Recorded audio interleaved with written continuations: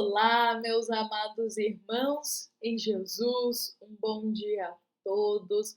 É com muito bom coração que estamos aqui, iniciando o nosso sábado com mais uma reflexão do Evangelho segundo o Espiritismo.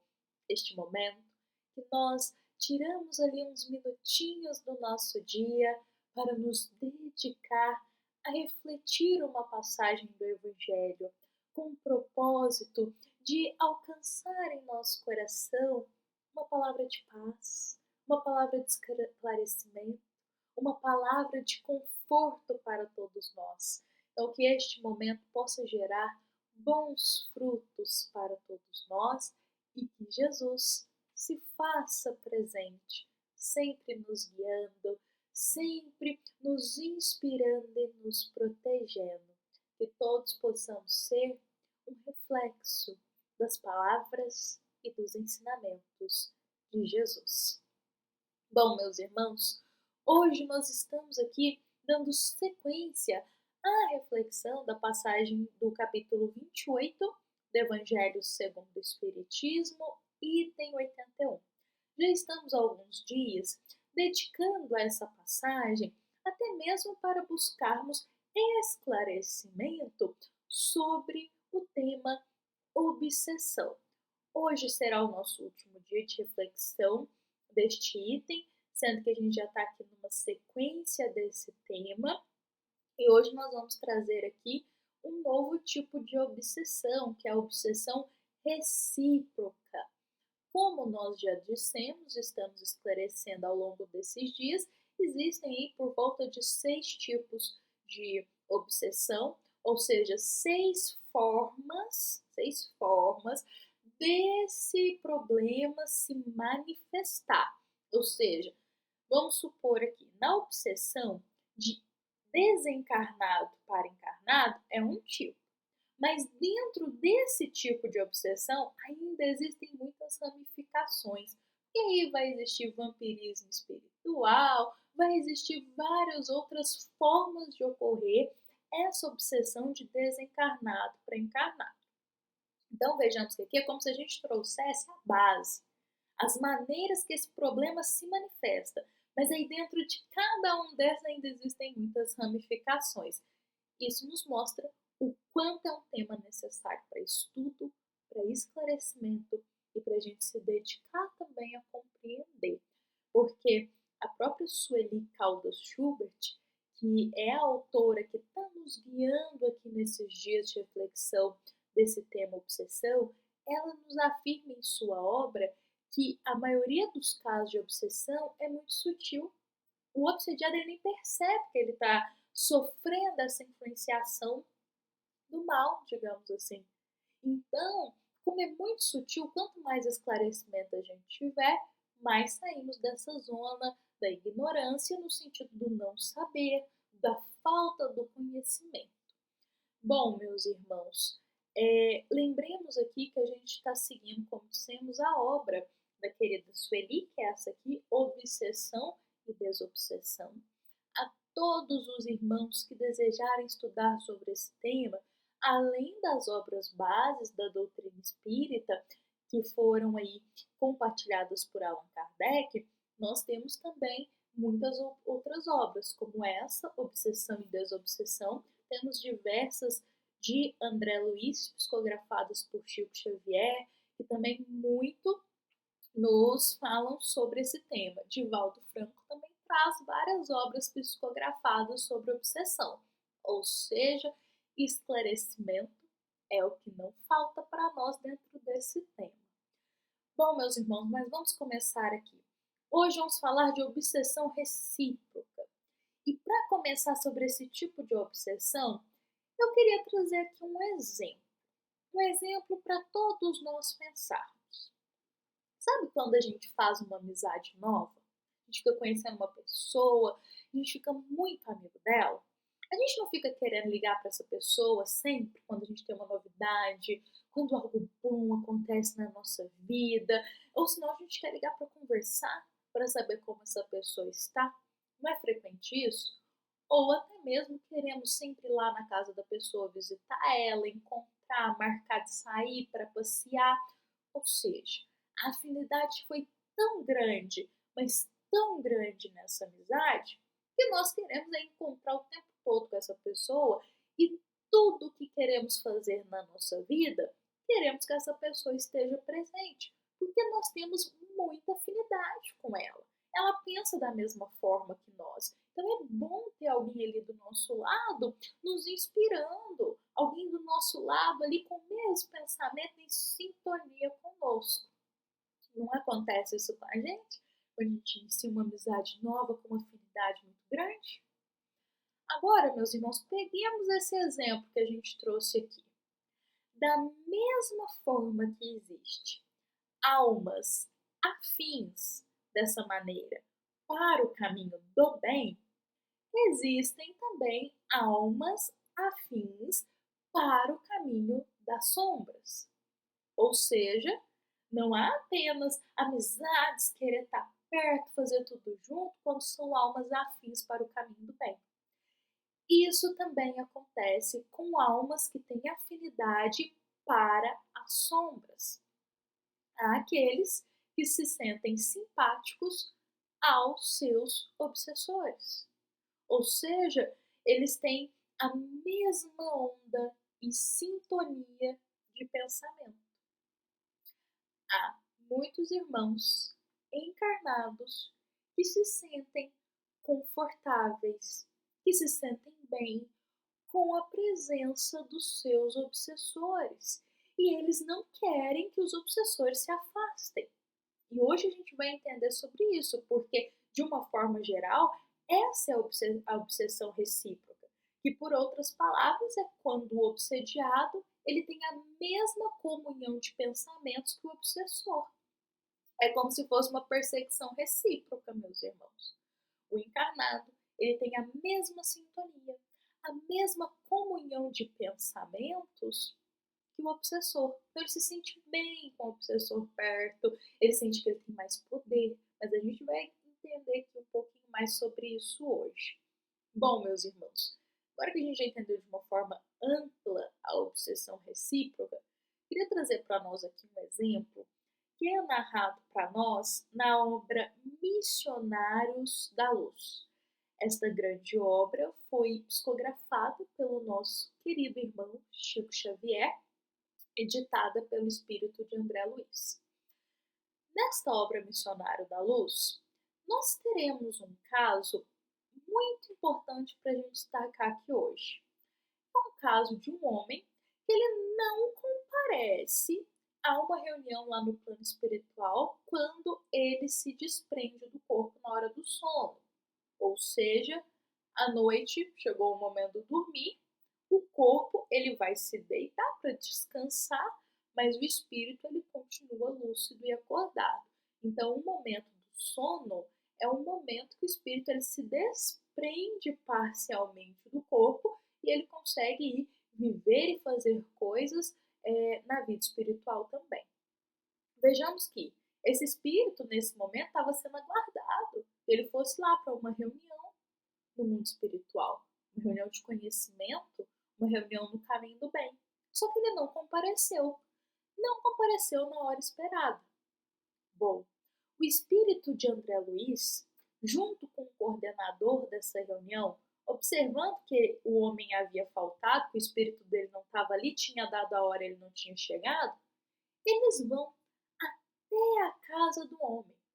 E quando eles adentram o quarto dele, a cena é o seguinte: o corpo dele está deitado, realmente dormindo, mas o espírito, ele está se deleitando em prazeres viciantes e baixos.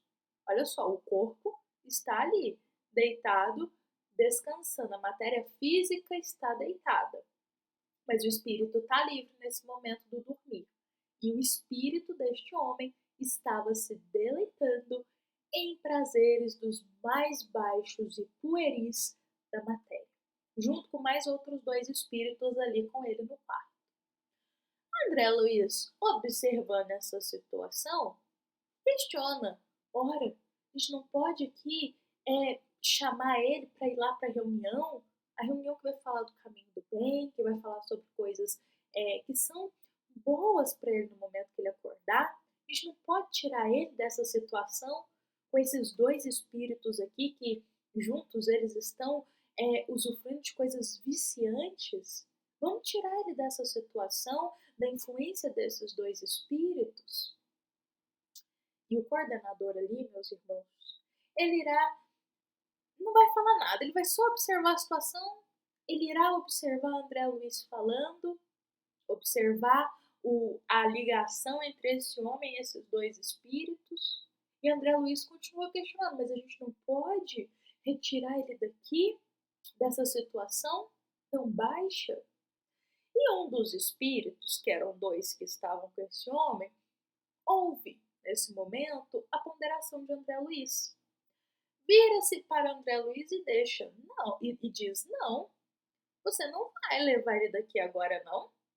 Ele que no momento do desprender parcial do corpo, que foi lá buscar a gente para estar aqui agora, usufruindo desses vícios, usufruindo dos prazeres baixos, foi ele que foi atrás de nós. Não fomos nós que viemos em busca dele. Agora também ele vai ficar aqui.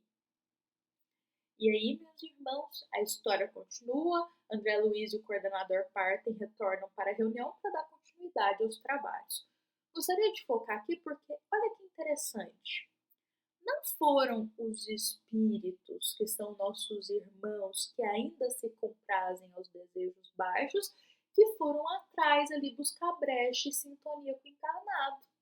Na verdade, foi o próprio encarnado que, se sentindo bem com a presença desses espíritos, vai atrás deles.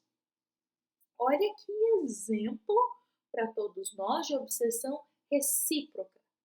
Encarnados e desencarnados na mesma comunhão de pensamentos, gostando um do outro de estarem ali, se sentindo bem um com a presença do outro. Isso é um exemplo de obsessão recíproca. Gostaria de trazer aqui outro exemplo para nós, que também encaixa perfeitamente, é quase que o mesmo exemplo, mas é bom a gente frisar um pouquinho mais. É um exemplo relatado pela própria Sueli Caldas, justamente nesta obra dela. Uma experiência que ela observou, uma experiência que ela vivenciou ali no grupo mediúnico dela. Então, olha o que Sueli vai narrar de exemplo lá na casa espírita em que ela atuava. Não raro, encontramos em nossas reuniões casos de obsediados que estão sendo tratados e que afirmam desejar de toda forma se livrar do obsessor. Mas, quando este obsessor comunica-se na reunião mediúnica, ele se gaba de que o encarnado o chama insistentemente e diz precisar sempre dele, do obsessor. Esse relato da Sueli que ela coloca nessa obra harmoniza perfeitamente com esse exemplo que André Luiz traz no livro Missionários da Luz. Ou seja, a pessoa ela vai chegar, como Sueli diz, vai relatar, não, eu estou sendo obsediada, eu quero me livrar do meu obsessor, quero desfazer esses laços. Entra para o tratamento. Só que nesse momento, o espírito também é ouvido. Ele é um irmão nosso. E o espírito, como Sueli diz, que é colocado como obsessor, ele relata que, ora, ele até se gaba. Não sou eu que estou indo atrás dele para obsediar. Ele é que vive me chamando, querendo que eu fique perto dele. Então, olha só esse exemplo de obsessão recíproca. Novamente, o encarnado ele tem a mesma comunhão de pensamento que o desencarnado. Com isso, meus irmãos, não raro, o obsediado ele sente falta do obsessor, quando o obsessor se afasta um pouquinho. E existem esses casos. E muitas vezes os encarnados que estão sofrendo obsessão afirmam que sentem falta do obsessor, porque junto com o obsessor, o encarnado diz que tem mais força para realizar os comportamentos desvirtuosos, porque junto com o obsessor, o encarnado diz que pode fazer e realizar coisas que sozinho ele não realizaria. Ou seja, o obsessor ajuda ao encarnado a se sentir mais poderoso, a sentir mais orgulhoso e que ele pode fazer o que ele quiser. Exatamente, meus irmãos.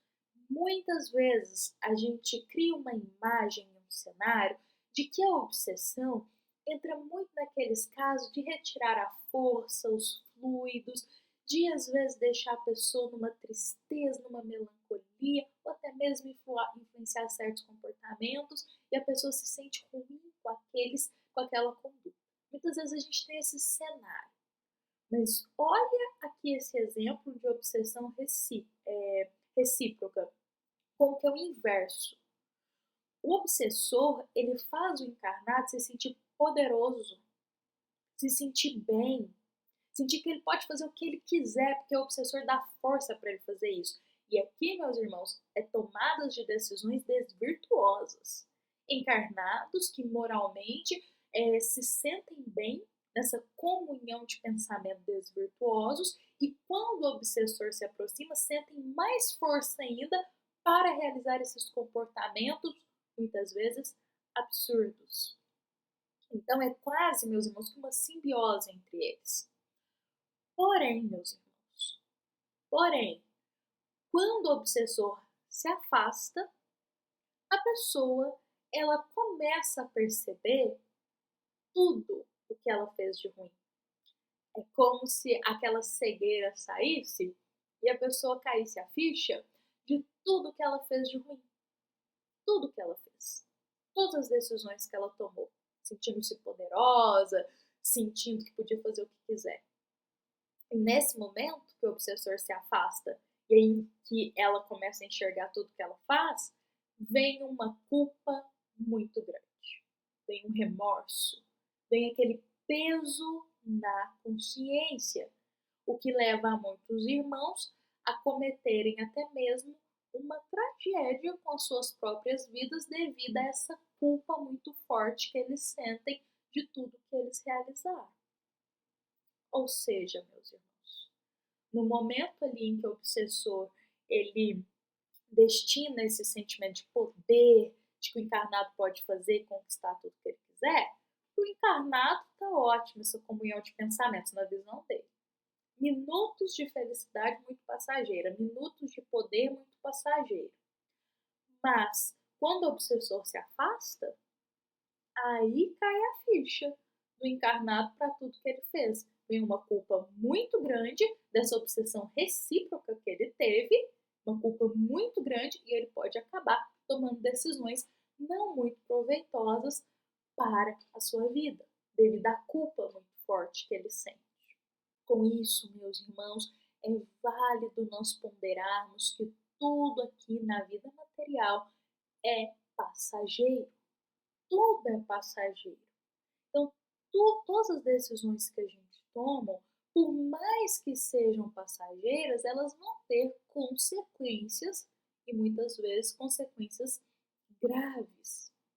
Então, nessa obsessão recíproca, ali naquele momento, o obsediado pode sentir que tem poder, pode se sentir bem, pode até acreditar ilusoriamente que o obsessor não está fazendo mal para ele, porque ele até sente falta e vai atrás do obsessor.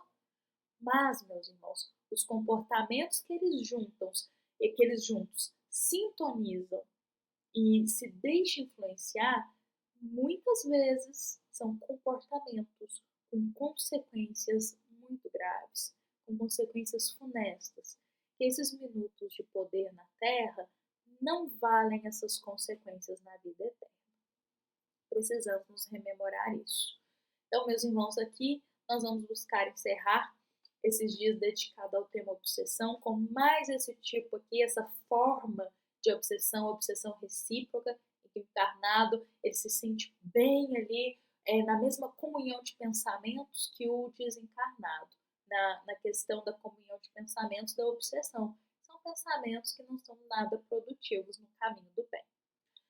Bom, meus irmãos, vou convidar todos para a gente encerrar o nosso evangelho de hoje, encerrar com Jesus em nosso coração, Nos lembrando que esta é uma mensagem da nossa amada Casa Espírita Luiz Gonzaga de Luminárias para todos nós que aqui estamos presentes.